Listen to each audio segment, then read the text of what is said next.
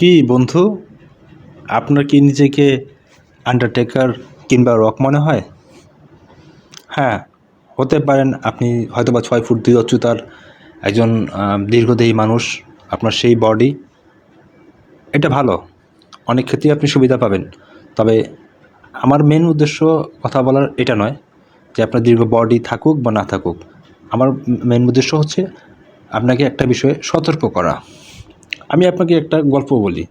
এই গল্পটা পুরোপুরি কাল্পনিক।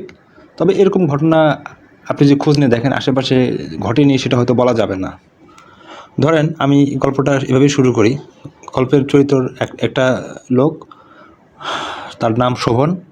সে নতুন বিয়ে করেছে, তার ওয়াইফের নাম সুস্মিতা। তো শোভন এবং সুস্মিতা নতুন বিয়ে করেছে, তাদের সংসার খুব ভালো যাচ্ছে।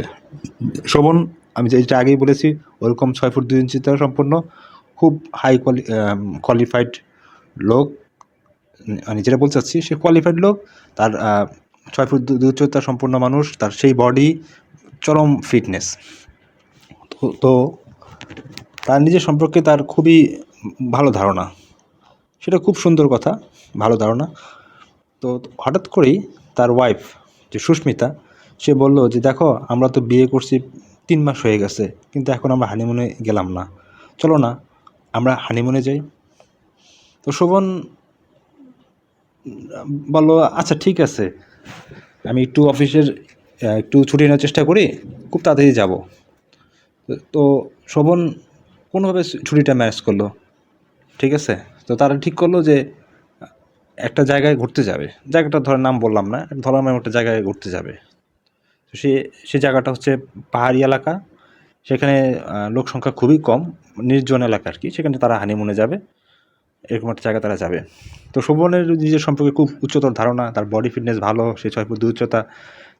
সে নিজে এখন একটা আন্ডারটেকার বা রকের মতোই মনে করে যে যদি আমার সামনে কেউ আসে 2-3টা তো একদম ফিনিশ করে দিতে পারবো, তার এরকম ধারণা। এটা অনেকেরই ধারণা আছে। তো যেই ঘটনাটা ঘটলো, তারা হানিমুনে গেল। তো হানিমুনে যাওয়ার পর তারা একদিন সেই পাহাড়ি নির্জন এলাকা দুজনে ঘুরতে গেল।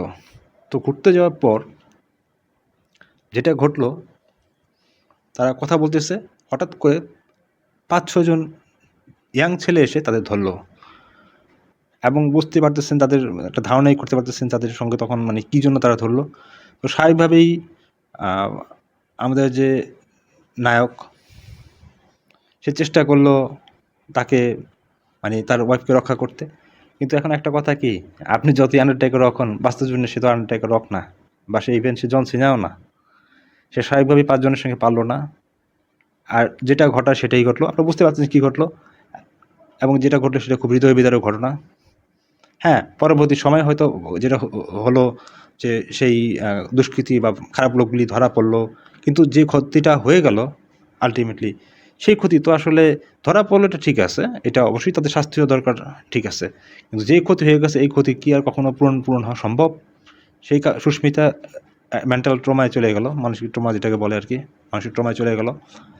তার ওয়াইফ, তার হাজব্যান্ড, যার কথা বলতেছি, শোভন, সেও মানসিকভাবে সে মানে বিপর্যস্ত হয়ে পড়ল।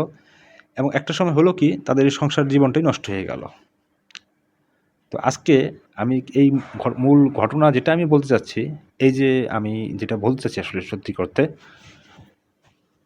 অনেকেরই ধারণা আছে, ইভেন সবার ক্ষেত্রে না, যে আমার বডি ফিটনেসটা সেটা ঠিক আছে, ভালো, ঠিক আছে।